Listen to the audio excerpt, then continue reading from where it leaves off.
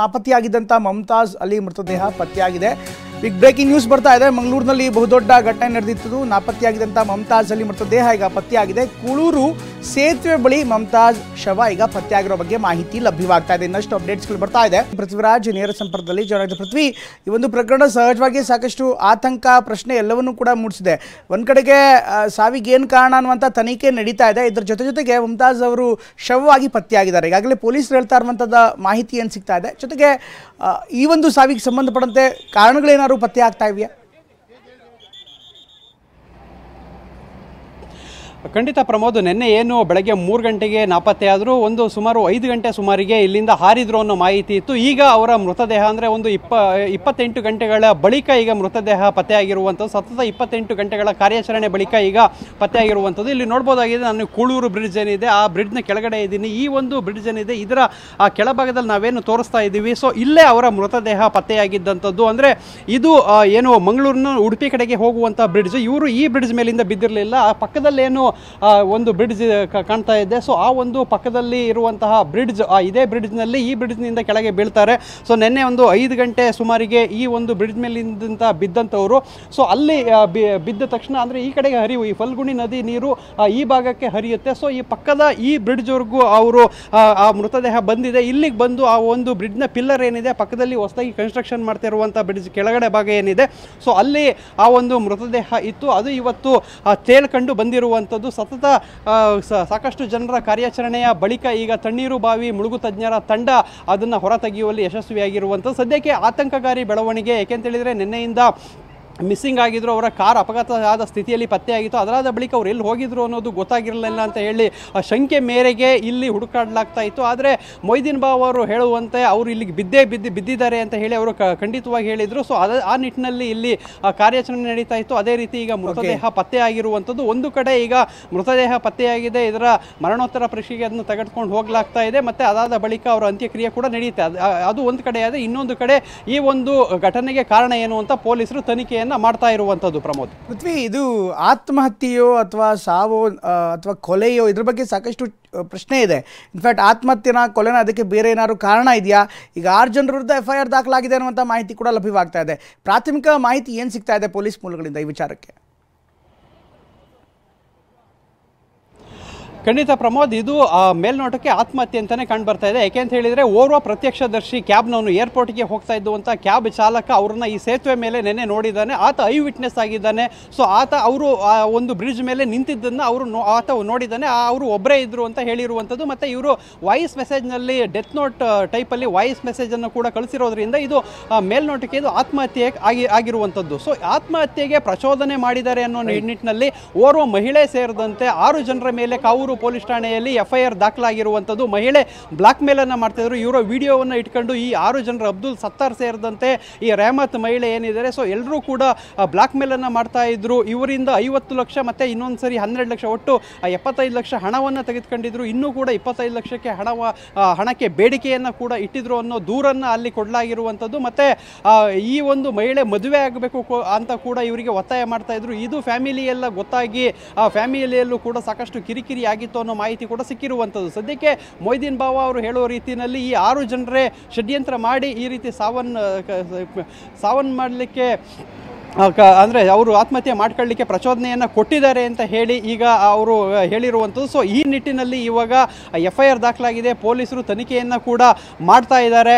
So ಪೊಲೀಸರು ಈ ಒಂದು 6 ಜನರ ಹಿಂದೆ ಬಿದ್ದಿದ್ದಾರೆ. ಅಂದರೆ 5 ಜನ ಪುರುಷರು ಏನಿದ್ದಾರೆ, ಅಬ್ದುಲ್ ಸತ್ತಾರ್ ಸೇರಿದಂತೆ ಅವರನ್ನ ಕೆಲವರನ್ನ ಈಗ ಕಸ್ಟಡಿಗೆ ಪಡೆಯುವಲ್ಲಿ ಪೊಲೀಸರು ಯತ್ನದಲ್ಲಿದ್ದಾರೆ. ಮತ್ತು ಮಹಿಳೆ ಇಲ್ಲಿಂದ ಕೇರಳಕ್ಕೆ ಅಪ್ಸ್ಕೆಂಡ್ ಆಗಿರುವಂಥದ್ದು. ಅಂದರೆ ನಿನ್ನೆ ಮಹಿಳೆ ಈ ಘಟನೆ ಆದ ನಂತರ ಕೇರಳಕ್ಕೆ ಹೋಗಿದ್ಲು. ಅಲ್ಲಿ ಆಕೆಯ ಫೋನ್ ಸ್ವಿಚ್ ಆಫ್ ಆಗಿದೆ ಅನ್ನೋ ಮಾಹಿತಿ ಸಿಕ್ಕಿದೆ. ಒಂದು ಪೊಲೀಸರ ತಂಡ ಆ ಕಡೆಗೂ ಕೂಡ ಹೋಗಿರುವಂಥದ್ದು. ಸದ್ಯಕ್ಕೆ ಒಂದು ಮಹಿಳೆ ಮತ್ತು ಈ ಒಂದು 5 ಪುರುಷರು ಮಾಡಿರೋ ಬ್ಲಾಕ್ ಮೇಲ್ಗೆ ಈ ಎಲ್ಲ ಒಂದು ಕಾರಣಕ್ಕೆ ಇಲ್ಲಿ ಆತ್ಮಹತ್ಯೆ ಆಗಿರುವಂಥದ್ದು ಮೇಲ್ನೋಟಕ್ಕೆ ಕಂಡು ಬರುವಂಥದ್ದು. ಮತ್ತೊಂದು ಪ್ರಮುಖ ಅಂತ ವಿಚಾರ ಅಂದರೆ, ಈಗಾಗಲೇ ಈ ಬ್ಲಾಕ್ ಮೇಲ್ ಅಂತ ಏನು ಹೇಳಲಾಗ್ತಾ ಇದೆ, ವ್ಯಾವಹಾರಿಕ ಕಾರಣ ಏನಾದ್ರು ಇದೆಯಾ ಅದಕ್ಕೆ ಸಂಬಂಧಪಟ್ಟಂತೆ, ಅಥವಾ ಬೇರೆ ಇನ್ನೇನಾದ್ರು ಕಾರಣ ಏನಾದ್ರು ಕಂಡು ಬರ್ತಾ ಇದೆಯಾ? ಯಾಕೆಂದರೆ ಸಹಜವಾಗಿಯೇ ವ್ಯಾಪಾರಗಳಲ್ಲೂ ಕೂಡ ಇವರು ತೆಗೆದುಕೊಂಡಿದ್ರು ಅನ್ನುವಂಥ ಮಾಹಿತಿ ಲಭ್ಯವಾಗ್ತಾ ಇದೆ. ಈ ಮಹಿಳೆ ಈ ಥರ ಬ್ಲಾಕ್ ಮೇಲ್ ಮಾಡೋದಕ್ಕೆ ಪ್ರಮುಖ ಕಾರಣ ಏನು? ವ್ಯಾವಹಾರಿಕವಾಗಿ ಏನಾದ್ರು ಇಬ್ಬರ ನಡುವೆ ಸಮಸ್ಯೆ ಆಗಿತ್ತಾ?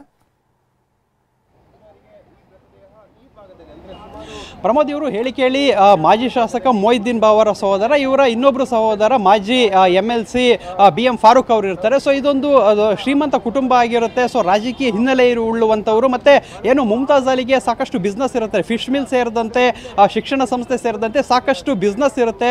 ಆಗರ್ಭ ಶ್ರೀಮಂತರು ಕೂಡ ಆಗಿರ್ತಾರೆ. ಅದ್ರ ಜೊತೆಗೆ ಇವರು 12 ಮಸೀದಿಗಳಿಗೆ ಮುಖ್ಯಸ್ಥರು ಕೂಡ ಆಗಿರ್ತಾರೆ. ಇಲ್ಲಿ ಸಾಕಷ್ಟು ಮುಸ್ಲಿಂ ಅಂದ್ರೆ ಏನು ಮುಸ್ಲಿಂ ಕಮ್ಯುನಿಟಿಗಳಲ್ಲೂ ಕೂಡ ಲೀಡರ್ ಆಗಿ ಗುರುತಿಸ್ಕೊಂಡಿರ್ತಾರೆ. ಇಲ್ಲಿ ಸಾಕಷ್ಟು ವೈರಿಗಳಿರ್ತಾರೆ ಇವರಿಗೆ.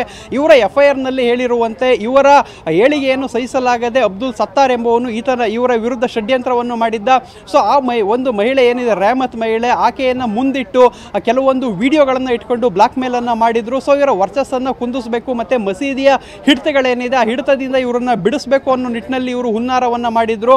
ಸೊ ಕೆಲವೊಂದು ಮಾಫಿಯಾಗಳಿಗೂ ಕೂಡ ಲಿಂಕ್ ಇರುವಂತವರು ಈ ಒಂದು ಕೆಲಸವನ್ನ ಮಾಡಿದ್ದಾರೆ ಅಂತ ಹೇಳಿ ಆರೋಪವನ್ನ ಮಾಡಿರುವಂಥದ್ದು. ಅಂದ್ರೆ ಪ್ರಮುಖವಾಗಿ ಇಲ್ಲಿ ಕೇವಲ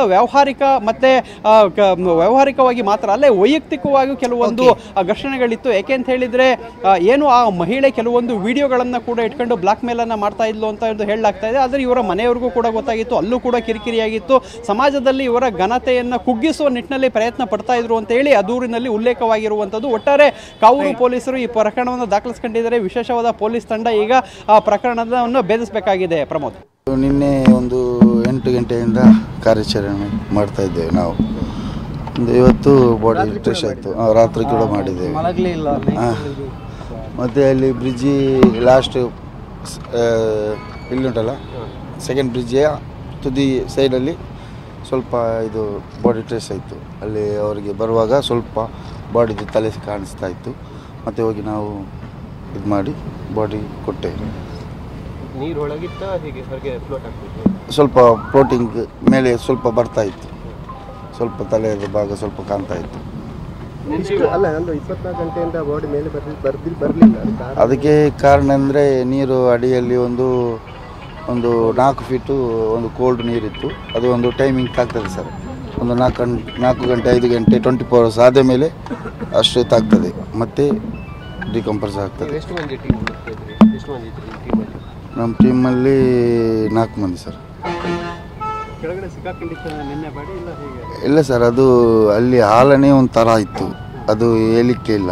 ಅಂದರೆ ಅಲ್ಲಿ ಡ್ರಿಜ್ಜಿಂಗ್ ಮಾಡಿ ಪೈಪೆಲ್ಲ ಹೊಂಡ ಬೇರೆ ಕಡೆಯೆಲ್ಲ ಹೊಂಡ ಇದೆ, ಒಂದು ಸ್ವಲ್ಪ ಇದೆ ಡೆಪ್ತ್ ಇಲ್ಲದಾಗಿದೆ, ಆ ಥರ ಎಲ್ಲ ಇತ್ತು.